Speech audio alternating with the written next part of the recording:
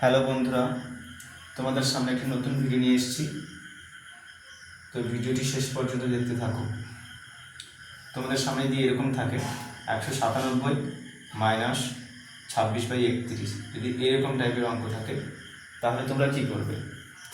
যদি নর্মাল প্রসেসে করতে যাও তাহলে কিন্তু অনেক সময় চলে যাবে। তো তোমাদের দেখো, আজকে একটা শর্ট ট্রিক শেখাচ্ছি যাতে আমরা কিন্তু এটা খুব কম সময়ে করতে পারি।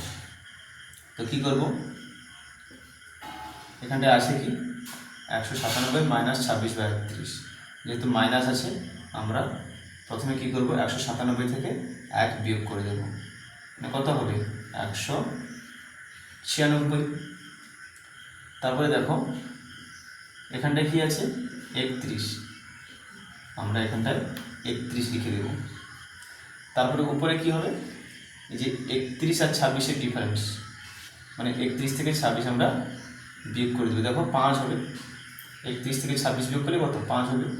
তো উপরে 5, এইটা হচ্ছে আনসার। তো 2 নম্বরে কি আছে দেখো, 216 মাইনাস 41/49। তো তোমরা অ্যান্সার কী হবে কমেন্টে জানাও।